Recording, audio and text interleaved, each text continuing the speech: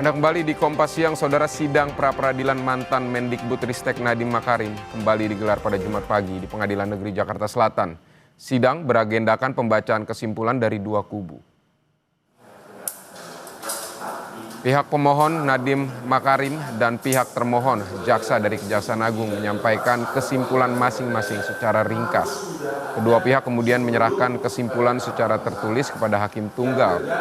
Sidang putusan pra-peradilan Nadiem Makarim dalam kasus dugaan korupsi pengadaan Chromebook Kemendikbudristek tahun 2019-2022 digelar Senin 13 Oktober 2025 mendatang.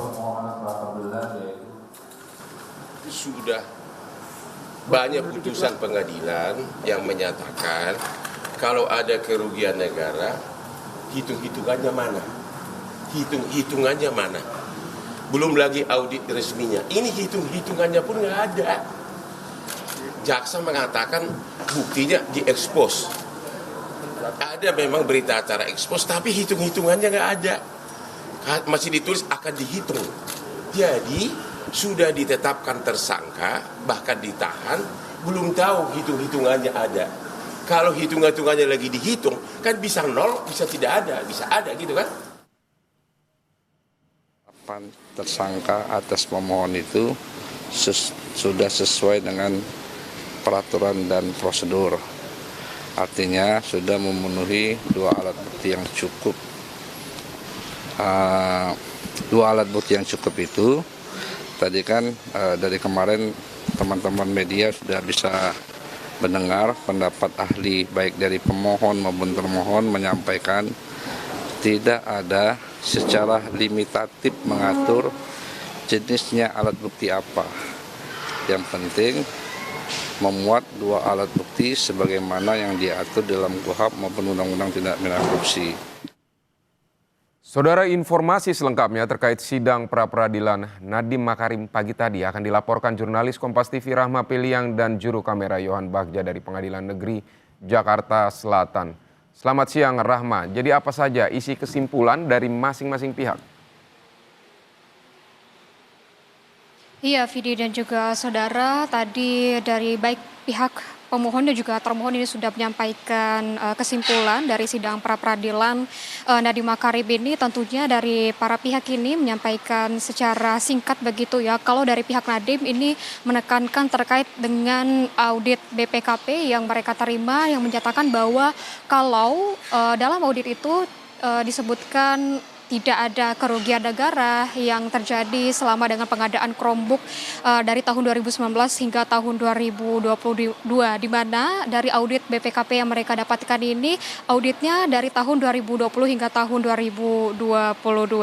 Dan juga dari pihak pemohon ini atau dari Nadiem Makarim yang disampaikan tadi atau diwakilkan dari kuasa hukumnya Hotman Paris juga menyebutkan bahwa menekankan bagaimana dengan Jaksa Agung ini tidak merinci bagian pertanyaan kepada Nadiem Makarim terkait dengan kerugian negara bagaimanakah yang dilakukan oleh Nadiem Makarim. Itulah yang ditekankan terus oleh pihak pemohon atau dari pihak Nadiem Makarim, sedangkan untuk dari pihak termohon atau dari Kejaksaan Agung ini menyebutkan bahwa semua prosedur yang dilalui ini sudah sesuai begitu ya untuk menetapkan Nadiem Makarim sebagai tersangka dalam pengadaan dugaan korupsi pengadaan Chromebook di Kemendikbudristek tahun 2019 hingga tahun 2022.